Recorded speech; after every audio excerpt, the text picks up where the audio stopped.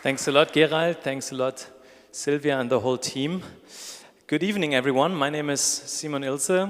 I am the head of the Global Unit for Human Security of Heinrich-Böll-Stiftung, based here in Vienna. And we have had the pleasure and honor, really, to be one of the main partners of the HOTHOUSE over the past 3 weeks.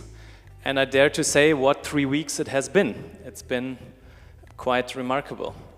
And I'm happy, of course, to be your MC and moderate tonight's closing event. My background is in international law and international relations. I've experienced working with the Greens and worked in our foreign offices in Tunis, Belgrade and Ramallah. And with me on a wonderful panel tonight, we have Anne McClintock and John Palmesino.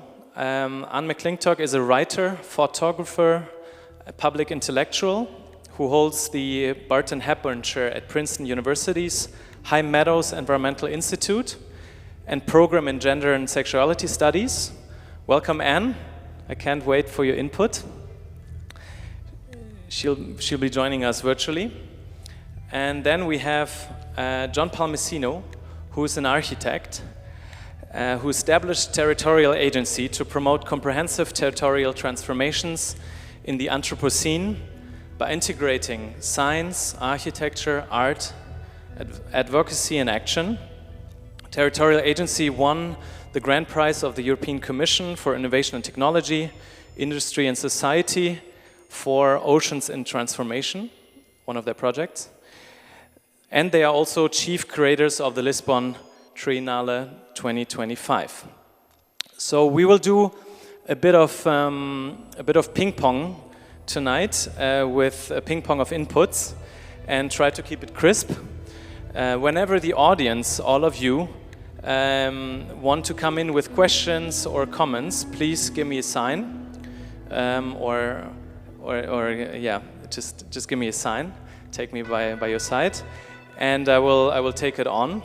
I will kick us off with a small input, a small discussion with 4 elements on how to turn resistance into a progressive democratic vision for the future, since tonight we try to reclaim and question our democratic agency. So first a quote by Albert Camus. "I proclaim that I believe in nothing and that everything is absurd. And I dare to say that a lot of what we are living through in this reality is absurd," brackets closed. "But I cannot doubt the validity of my proclamation, and I must at least believe in my protest." My first point, Palestinian resistance, from Nakba to a third Intifada. Why is the Palestinian resistance so important, so inspirational for us? Why is it a thing of our time and way beyond? I think Gaza changed everything because it's much larger than the attempted annihilation of the Palestinian people and genocide. It is an attempt at the UN, at the United Nations, at international law, at humanitarian aid mechanisms, by trying to coerce it into a private military logic. The Gaza Humanitarian Foundation, Gaza Riviera, and AI programs, Lavender, Gospel, and Where's Daddy, as we have seen here presented by Forensic Architecture, will remain forever monuments of technocapitalist cruelty, dystopian colonialism disguised in progress, efficiency, and precision.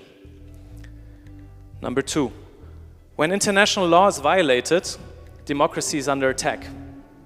This is very clearly seen not only in Israel, but also in my home country, Germany, for example, wherever protest that is directed at the complicity of the German government on what's going on in Gaza is silenced and oppressed by limiting considerably economic and democratic freedoms. So investing in democracy is really a mental exercise. It's a question of mindsets and spirits. Because what China is doing with Taiwan, what Russia is trying to do with Ukraine, what Israel and the US and Europe is doing with Palestine, is all testing our resistance, our Widerständigkeit against imperialism. Our mental resistance and real commitment to defend an open, tolerant, and just society. Which brings me to number 3, culture war.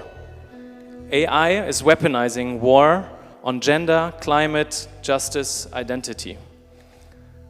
To sketch it out very shortly, the culture war we're currently living in, progressives seek to enlarge democratic representation by including marginalized groups, bringing in new topics such as climate through recognition, for example, for women, LGBTQI persons, people of color, whereas on the other side, conservatives frame this as a threat to tradition and national identity.